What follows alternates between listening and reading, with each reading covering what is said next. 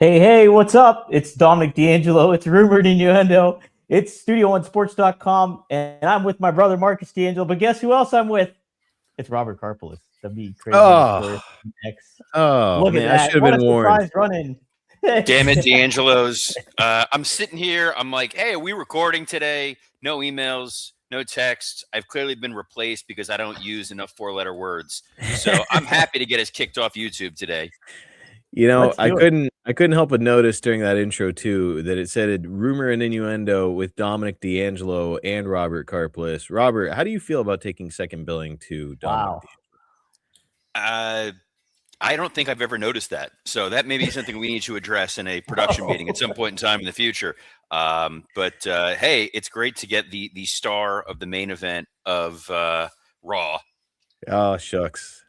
Oh shucks. The only clear heel in this entire convoluted ass backwards storyline, Marcus DeAngelo. That's right. Thank you very much. Marcus actually did his job as security. He did his job for once. It was pretty impressive, Marcus, actually. He did. It ended with a predator handshake instead of a full-on brawl. Well, I think that was the intimidation that I instilled in both men while I was in the ring with them. Really, they knew, let's not screw around here. Let's just shake hands and keep it casual. I also enjoyed that it looks like you're broadcasting live from the back rooms.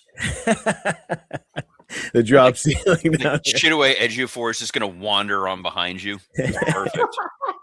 That movie's just coming out today. I can't wait to go see it. I'm a big backrooms guy. Dom knows. I reference it all the time. All the time. When we were in Vegas and whatever casino, Circus, and there was like seriously felt we were in the back rooms at Circus. It doesn't help that Circus is like a ghost town. There was like 2 people and a dog staying in the hotel with us. So it's like you're walking around those hallways and you're like, geez, dude, this feels like the back rooms a little bit. That film, I mean, it looks creepy. I think Obsession, I haven't seen it yet, but I heard that's very good. There's sort of this weird little horror renaissance going on right now. At the same time, we're in the middle of an AEW renaissance. So, oh, what a transition. Dom, scary stuff across the board, which I also love. I have no run sheet, so I have no idea what the hell we're talking about today, but I'm assuming Clash in Italy. Oh, that is right. That is this weekend, isn't it? How about that? Dude. I was like, I didn't do a show yesterday, so I was all ready to talk about Dynamite today, and then all of a sudden, I watched Dynamite. I've been out of the game since Monday, so I had to catch up on. I go away for a week. There's a Raw with Marcus DeAngelo in the main event. New Japan gets sold. AEW suddenly almost kind of gets its act together a little bit. I got to go away more often. I think so. Let's add some folks in the chat though. We got Triple E in the house. He says, "What's up? All hail King of the Indies, the man with the deadliest right hand, the world famous." Please, it's Triple E. This is too much. Love this guy. Dom, read it out loud. Go ahead. Kiev, continue. The award-winning podcaster, world-class father. Oh my gosh, IWC greatest talent. The only man who lets. Okay, we get it. Why did you finish it, Dom? For crying out loud.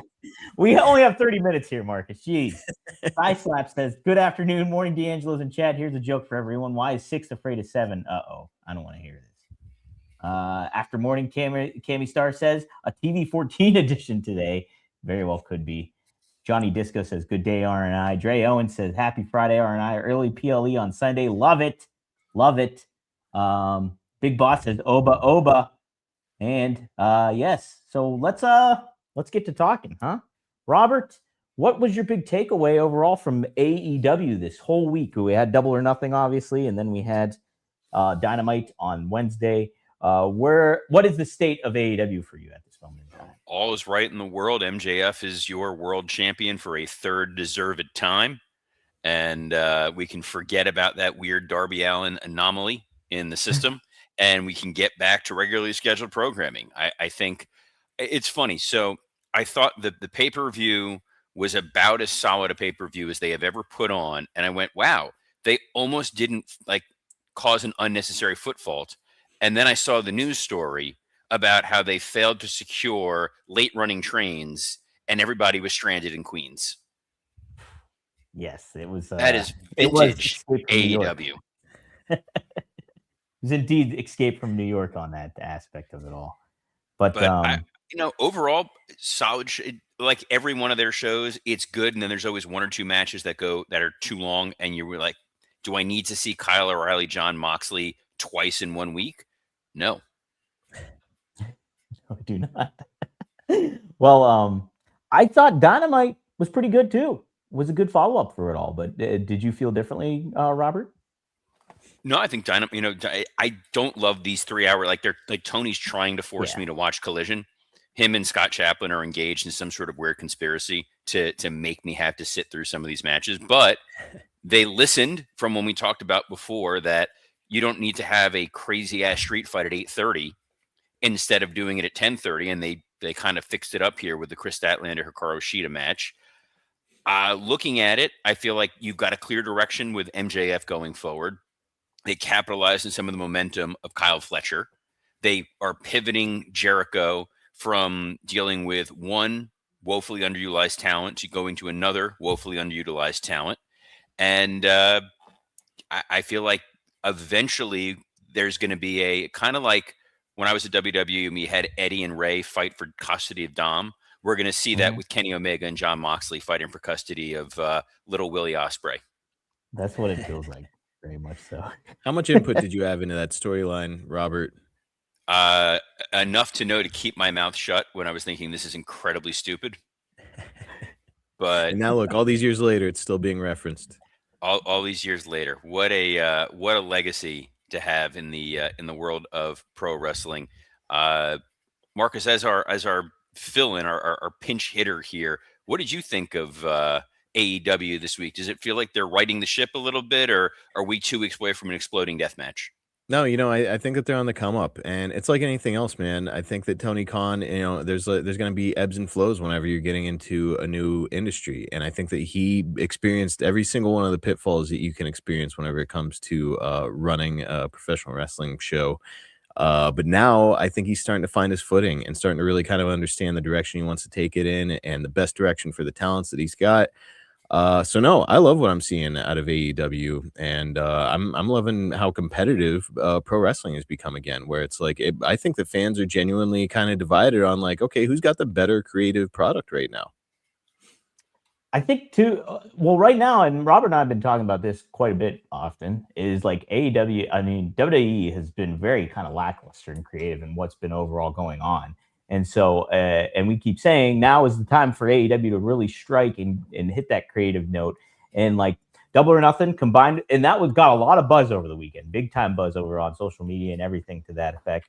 And then I thought, like I said, the follow up on Dynamite was really well done overall. But there's still it's overwhelming. There's just so much talent in AEW. It's so hard to really latch on to people and get behind them when they're there for a short amount of time, but there's so much going on a show. But ultimately, I think, yes, this is right now, it's a hot time for AEW. It's not so hot of a time right now, I think, overall for pro wrestling at this moment in time. I think a lot of people are disenchanted with what WWE's been doing. So, but I don't know. It's kind of where my thought process is on it. But ultimately, maybe Clash in Italy will be something that we can talk about. I think Clash in Italy is hopefully going to fix a lot of the sins. What we saw on Raw that I thought was really interesting was while the storylines have been lackluster, they're stealing a page from Tony Khan's playbook, which is we're just going to give you some really solid matches and hope that you don't pay attention to how poor our storytelling is. So we're going to give you Penta and Javon Evans. Why? Why not? Seth Rollins and Montez Ford was a match that I've been saying, beating this drum for years and years, that Montez Ford should have been a contender for the world title. And it does kind of feel like that may be where this is ultimately going, that we're going to see this split with Montez Ford and Angelo Dawkins. I know that there's a lot of loyalty with those guys. I know they're genuinely very, very close. But if this is not the time for Montez Ford, it's never going to be the time for Montez Ford. Right. Because I mean, like, look how many times they pumped the brakes on him, and it wasn't maximized there. And I like the tag team of the Street Profits, but geez, I thought about it when Montez Ford entered out with that solo cup. I was like, I saw the Street Profits wrestle in Pittsburgh at Stage AE, and that was like nearly 10 years ago. And so it's pretty wild to think that they're still going as an act together. So it's just like, it's time to have it happen. I do think there's potential with Dawkins as well. But I mean, Montez Ford, it's just like strike right now, make it happen for him. Because the strike right now was 3-4 years ago. I mean, that time when the image of when he took that like baby from the crowd and was waving fingers at him and everyone was going nuts, that felt like the right time. Whereas you look at AEW and the folks that they are going forward with versus not, I don't know that I would have put this much steam behind a guy like Kevin Knight right now. I don't think the audience fully understands who Kevin Knight is. And MJF, as Marcus slowly fades into sepia mode, MJF, when he did his sit-down interview with Errol Hawani, when he started putting over young guys, it stood out that he put over Kevin Knight, which almost kind of telegraphed what wound up happening at the PLE. And while I think Kevin's very talented in the ring, I think you still had another 1 to 2 years before you needed to have this Shawn Michaels, Marty Jannetty split with him and Speedball Mike Bailey. Now you're putting him in a position where he's not the strongest promo. He's not bad, but he's not the strongest promo. And he's not your hottest young up-and-coming heel, especially when Kyle Fletcher's back. It's a good point. I will say, though, I did not take any. I thought he was great on the mic. Kevin Knight was, for like just turning heel. The crowd was really against him. And I kind of disagree that I think that it was time to break up Jet Speed and just end it, because they weren't initially supposed to be a tag team coming into it. But they were gelling. I mean, look, I'm not someone who's hosted a podcast with a New Age Outlaw, but from what I understand, when you take these guys that you didn't think were going to be a team and they find that chemistry and they start to get over, go with it. I would have rather have seen Al Snow and Steve Blackman as head cheese for 2-3 years rather than the short window those guys got. And I think it was helping Speedball, who's not a tremendous promo. I think it was helping Kevin Knight, and that tag division can use those guys to really plug in some holes throughout the show. Mm-hmm. Marcus, you being at Raw and some other WWE events recently, who has really stood out to you, kind of getting a front row seat, so to speak, for some of this talents? I mean, what's standing out to me at this moment is that both of you seem to have a better tan than I do, based on this camera. He did say that I'm going sepia right now, but I'm probably the only person in this stream right now who actually applies self tanner consistently, and I look white as a ghost. No notice. As far as what I saw behind the scenes, I mean, first of all, you guys were talking about Montez Ford. He's one of those guys that you walk past him in catering, you see him in the ring. You see him post-match, and you just look at that guy, and you want to talk about somebody who passes the airport test. It's Montez Ford. You walk past that guy, even if you weren't a wrestling fan, if you walk past him in the airport, you're like, I don't know who that guy is, but he's somebody. He's got it. And that match, him with Seth Rollins, came off great. I like that at the end of it, there was like kind of the mutual respect moment between the two of them in like the post-match interview. So that has certainly stuck out to me. I mean, honestly, I thought that card top to bottom was great. And to Robert's point, the idea of putting together a young star like Javon Evans with Penta, just for the sake of, hey, look, this is going to get the crowd up. Everybody's going to be excited to see it. I don't think that's bad all the time. I think when you do it all the time, it's bad. I think that doing it in an instance just like this one, I think it fit like a glove. And I mean, the proof was in the pudding. Being there in the arena, boy, the reactions that those two got, deafening reactions.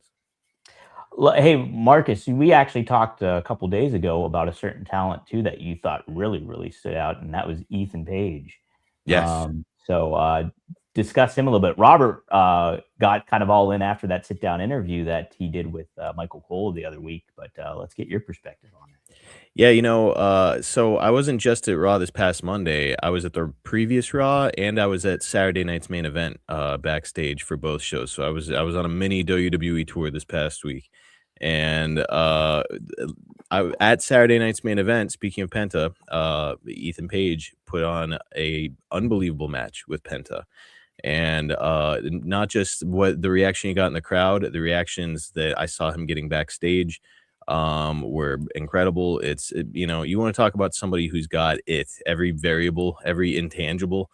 You just take a look at Ethan Page, and he's got it. And it's cool to see them beginning to recognize and realize it. And I think it's just a matter of time before he's starting to climb the card there in WWE.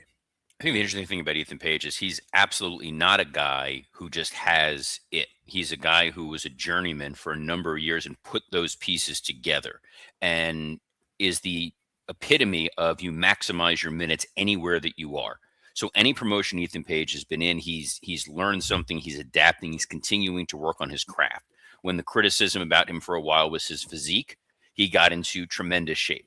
He carries himself on camera as a somebody. He's someone, no matter what spot he's in, your eyes are drawn to him. And there's other people on Raw involved in storylines that he's in who arguably should be bigger in this industry, Rusev, who don't make the most of their minutes, Rusev. And then you go, why is this guy not main eventing, Rusev? And then you see a guy like Ethan Page who gets 3 seconds of TV time and makes it meaningful.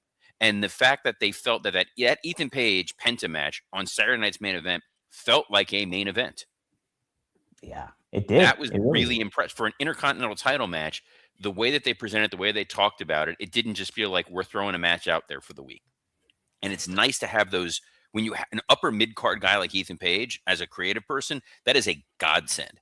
That is a character you can put anywhere. Him, Chelsea Green, The Miz, these are utility players that will wind up getting a 10, 15-year career versus some of these folks who can't be as versatile, and they wind up finding themselves getting paid 50% less or they're gone. And we see the ability he has even when they put him into a commentary situation, or, again, it's kind of like on Raw. He just like came out and he was part of the segment, not necessarily in a match. He's a value add no matter where you put him.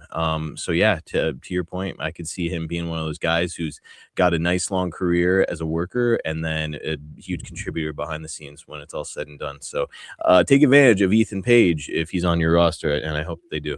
Wrestling Oldhead throwing a great comment here says Cesar Bononi, who is the BRCW World Tag Team Champion, along with Noah Kakoa, those dastardly sons of Boca. He has completely transformed a few wrestlers' physiques, Ethan Page included. Props to him. Cesar is actually a physical therapy trainer across the board, someone worth reaching out if you want to get into shape. As I've been working out more and more, I've leaned on Cesar for some of his tips. So definitely can recommend that is a good guy to tap into, whether or not you're a pro wrestler, because it's all about performance. And Dom, I'm assuming because you didn't send anything to me, but this feels like just as good a time as any to plug our friends over at Blue Chew.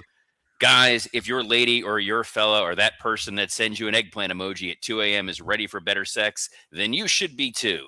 That's where Blue Chew comes in. They've been on a mission for years to get you bricked up, build your confidence, and actually help you perform in the bedroom. Think of it as a Cesar Bononi for your boner. Their new arousal-boosting formula, Blue Chew Gold, is helping millions of men have better sex in 2026, and we've got a special deal for our listeners right now. When you buy 2 months of Blue Chew Gold, you get the third for free with promo code RUMOR. That's promo code RUMOR. Visit BlueChew.com for more details and important safety information. And we thank Blue Chew for sponsoring this 3-man edition of Rumor and Innuendo. Oh, yes. Blue Chew Gold, baby. Hit it. All right. You didn't have to triple stamp, double stamp there, dude. We were out and we were clear. Wait. I'll explain off there. It's fine. You're doing great. Hey, thanks. Oh. What might be great is Clash in Italy this weekend. Love how high your voice went at the end of that. You don't seem as bought in. I'm kind of bought in, but it's the due diligence that's not being done in a lot of ways that gets me skeptical about this. I'm sure the show itself will probably be good, but where's the story going to go? And, we've seen some of this happen before where the card gets set up and it looks pretty nice, and then it kind of is underwhelming in certain ways. So I'm a little skeptical, Robert. I am a little skeptical despite the card. I think the Italian crowd is going to carry a lot of the weight for this. Those international shows, even last year, the Clash in Paris, that AJ Styles Cody match, I think was one of my matches of the year when we did our end of year wrap up. The energy that these guys and gals feed off of when they're in front of that kind of an audience, that crowd is going to go insane for a Sol Ruca, and she's going to feel like a bigger star because of it. I think that the presentation of that first match on ESPN, or I don't know if it's on ESPN or ESPN2, but I believe it is Brock and Oba Part 2. The response for Oba Femi from that Italian crowd is going to make up for how incredibly stupid it is that they're doing this rematch. So quickly, nonetheless, even at that point. What would you put over on this one, or would you have Brock win and then continue this? What would you do, Robert? I would pretend it didn't happen, and let's just treat it like the old Saudi shows where you kind of forget that like Cain Velasquez competed in a WWE match. Right. Yeah, just file it away. Just fade it to the back of your memory, like Marcus is slowly fading away right now. I'm starting to think it's like Back to the Future, like someone's gone back and stopped your parents from creating you, and I'm just going to be stuck with Dom. You look at where they're going with it. If the idea is we want Brock Lesnar in Minnesota, that crowd's going to treat Brock Lesnar like a babyface. So you can't do Brock Lesnar Obafemi 3 in Minnesota because you do not risk anything with Obafemi right now. I think he is so close to being perpetually over that any volatility, any weakness, he's going to be in trouble. These open challenges were already trouble for Obafemi maintaining his being over because he started to feel kind of irrelevant. That being said, if you move to a third match in Saudi Arabia, you can't do it because what's the theme of the Saudi show? Crown Jewel, right? Champions. No, it's Night of Champions. So it's all title matches in theory. Neither one of these guys have titles. So the third match would have to be at SummerSlam. Do you want a split crowd with Obafemi? No. But you had the best of all worlds, a 4.5-minute physical match that felt like Obafemi took his licks, he overcame, he won. Brock went, you know what? I can't hang with this guy anymore. I'm calling it a career, and Obafemi was a made man. In order for you to undo that, you better have a better story going forward. Right. Marcus, you had a little bit of interaction with Obafemi, confrontation, if you will. It was you might call it a brief interaction with Oba. It didn't take long for him to dispatch me, but I agree with Robert because where do you go? I think okay, we're doing this, so really the only answer to me is he beats Brock again, and let's move on. That's it. I mean, but again, it's a hat on a hat because okay, we already did that. We're just going to do it some more over in Italy at this point. So I don't know if maybe you do make it a trilogy where he beats Brock again, and then Brock says, you know what, I can take you, and I'm going to take you in my hometown, and then Oba just beats him again in his hometown to just put the final exclamation point on it. I don't know what the answer is, but I know that I would prefer to see Oba in another rivalry as opposed to continuing on with this one. We're going to go down Darkest Timeline here, that there is a world, I'm just fantasy booking within fantasy booking, and I don't like this, but Brock doesn't get the job done again. Heyman's 6th division and a returning Bronson Reed on him. They all start beating him up. Here comes Obafemi for the save, and you wind up doing some version of Obafemi and Brock Lesnar versus the Vision at SummerSlam. Don't love it, but it is strange that there's a complete absence of the Vision on this card. Right. And Logan they have Paul's not touched. Logan Paul's months. out for a while. I know there's reports that there's supposed to be a new member of the Vision, or they're recruiting another member, not just Maxine. That feels like a good spot for Montez Ford. Oh man, I would like that. I mean, I've seen the pictures of Bronson Reed though recently. Brother looks great. He is putting in the work. Yeah. Yes. Marcus, they didn't pin you for maybe potentially being in the Vision at all? Well, look, Dom, I'm not one to give spoilers away, but let's just say, I'm a podcaster, Logan Paul a podcaster. There is only one real logical thing to do here now that I'm, with the company sometimes, every once in a while. Paul Heyman could offer you some self-tan or maybe tips. I think he did have a better tan at me at TV, and it really made me reassess what tanner I'm using. He's because he's basting. Is that it? I've got to be like Kramer on the rooftop putting butter on myself. Hey, buddy. Same thing. Hey, Tribal Combat. Holy cats. That's where you're going with the preview. You're the worst at building a preview, dude. You got to start from like Sol Ruca and Becky to build up to what your main event of the show is. Well, you kind of touched upon Sol Ruca. Oh, man, what do you think about the Sol Ruca? Dom, why do you have top billing on this show if you can't even do the transitions right? Unbelievable. Because he's the best producer in all of wrestling podcast history. And he forgot to invite me to the show. My own show. But and I forgot Clash in Italy was this weekend. You forgot Clash in Italy. And AAA is this weekend. Unbelievable. Sol Ruka Becky, I think, exists because they like to give a title change to an international crowd. And this is a great opportunity to anoint Sol Ruka as someone who is important and meaningful going forward. She can kind of carry that women's mid card and have a lot of really fun matches. Becky, I don't think is going to mind losing. And when Sol wins, it's going to feel like a moment. I'm with you on that one. Yeah, it's been kind of crazy how much they've been okay with her losing up in this point since she made the main roster move. But like, if you do this at Clash in Italy, I think that'll wash all that away, and you can just ride the momentum with Sol Ruka moving forward. And Becky's been on such a great run, getting a lot of these talents over and stuff like that. So it'll be interesting to see how.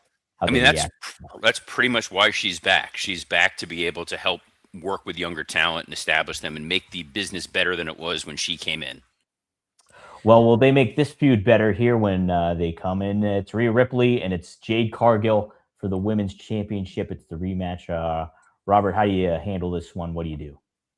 Ask your brother first. I'll be back in a second. Okay, Robert's doing a wardrobe change. Well, I mean, look, it's you again. It's you look at both performers, and you're like, okay, well, those two passed the old eyeball test. I mean, both look phenomenal. I think that when you see them in the ring, it was a 6-man tag, I believe, is most recently where we saw them. It's just both of them just pop right off the screen. So I'm not sure how that one ends up as far as what the finish is going to end up being, but I know that it's something that I want to see, and I think the fans want to see as well. What do you think of Jade Cargill, even though her like ring work is not ultimate? I don't think it's all that important. You know, you're putting her in there with people who are very experienced. We'll look at Robert disgusted by that answer. Well, here, I mean, let me put it to you this way. Somebody like I hate to make this reference, but I can't come up with another one. Somebody like the Ultimate Warrior was not a super polished ring worker, but he did have a great look and undeniable chemistry with the audience. And I think that she has the advantage over Warrior of being a cooperative human being and willing to listen to people out there in the ring. I think that the two of I think that you can put on high quality matches with a talent who maybe is still a little bit green when it comes to in-ring talent. Robert, I saw you shaking your head. Go ahead. I mean, the self-destruction of Jade Cargill is going to be a hell of a DVD at some point in the future. You can't put the world title back on her. When she was world champion, every match with her had to be kid gloves. And they have way too many talented performers on SmackDown in that women's division. I feel like the reason that they put the title on Rhea was a way to kind of Trojan horse her onto SmackDown without signaling to Netflix, we're taking away one of your big IP properties. So if she loses that title and she stays on SmackDown, that feels weird. You still have to look at, we're building to SummerSlam. It's a stadium show. Who can you trust Jade to work with in a stadium show? Versus if Rhea retains that, you can go in a safe way to Rhea Charlotte, since they've been kind of teasing that little bit of a rivalry. That feels like the stadium show. Jade losing here, she's got her triumvirate of women who can look for another chance. You could probably even do a rubber match in Saudi if you really needed to. But I don't see a reason to take the title off of Rhea, because if Jade wins it, who's really positioned to be her challenger? You're going to do Jade and Charlotte and then have Charlotte turn around and lose? Or you're going to go to Jade and Tiffany Stratton? You have Blake Monroe there. And I feel like if you start heating Blake Monroe up, you have Julia. You obviously have Fatal Influence, who just made a pretty big impact. So there's a lot of people for Rhea to wind up working with, versus if Jade wins, there's only a finite number of people you can truly trust to put her in the ring with, where it's not going to be really, really bad. I don't know. I think that some of these women, I mean, these women in WWE are some of the best workers on the face of the planet. If they can't carry somebody who's a little bit green, I don't know who can. I'm not saying you can't carry Jade in a match. You don't put the world title on her. There winds up being this added pressure that we have the best women's division. We put on the best women's matches. And then our women's world champion is someone you can't give more than 7 minutes without it either being a top tier Ric Flair-like performer or a million bells and whistles. Mm-hmm.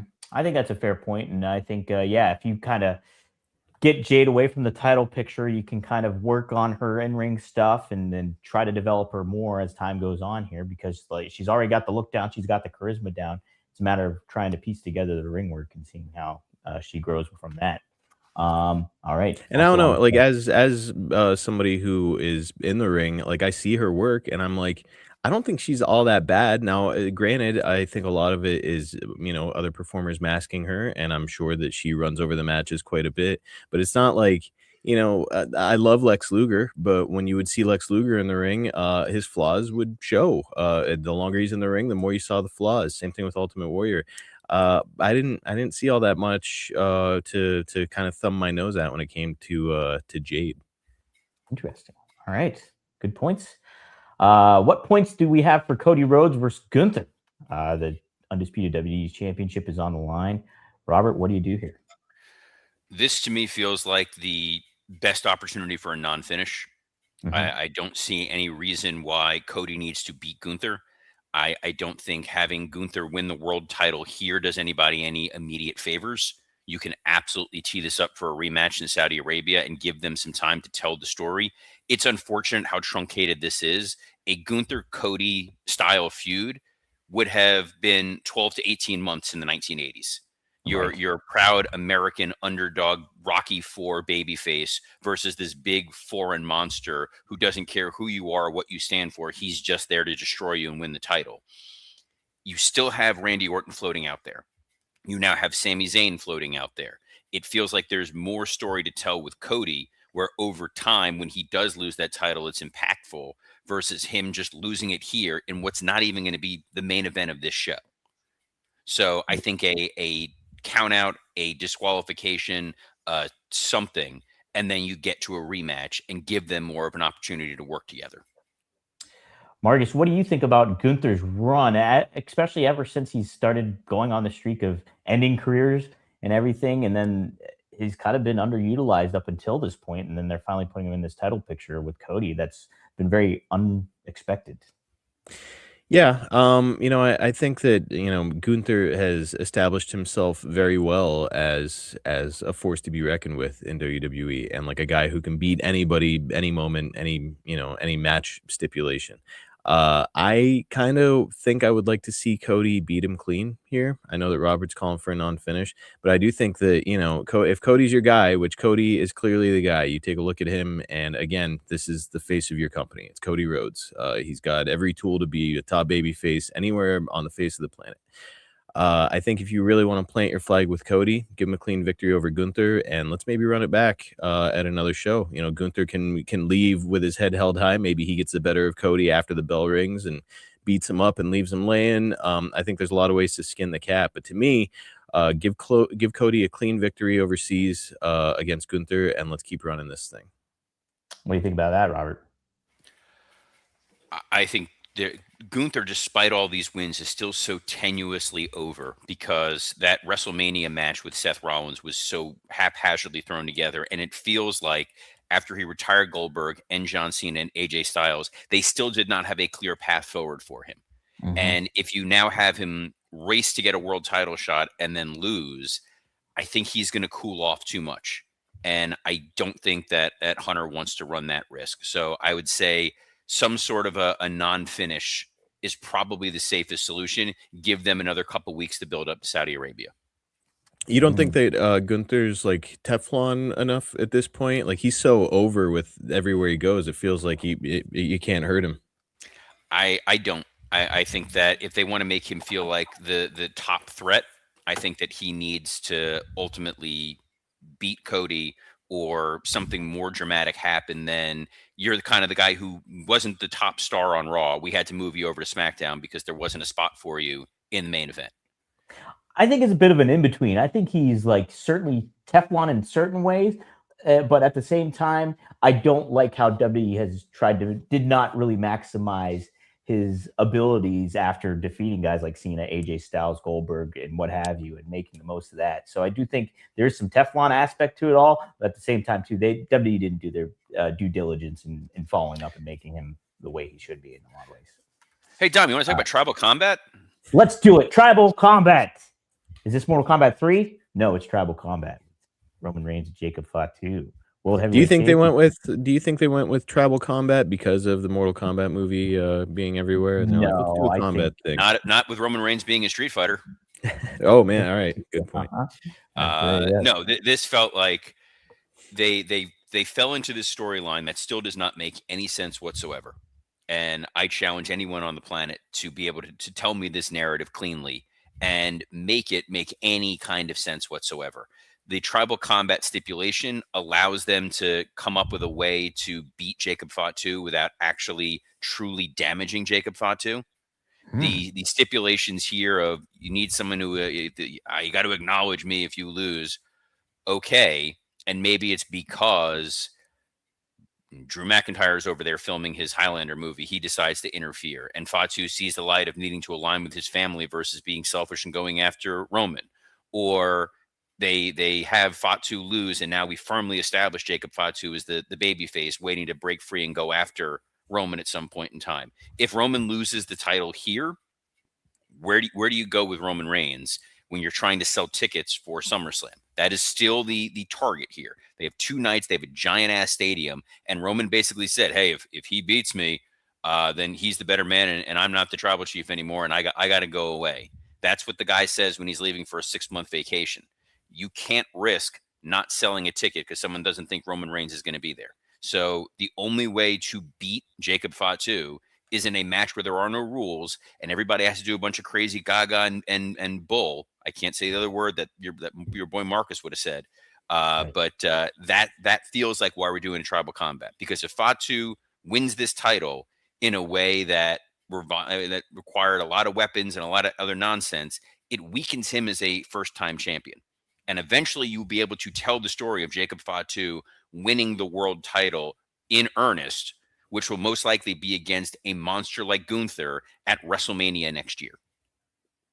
I think you swayed me, Robert, because I was going to say, like, I think Jacob has to win this match. It's a must win kind of for him because, like, what? You're going to, like, Roman basically implicated he's going to dog walk him and, like, domesticate him. That's what he said and everything like that. I'm just like, that doesn't feel like an intriguing storyline, or it helps Jacob Fatu get over as, like, this wild man that if you domesticate him, where do you go from there?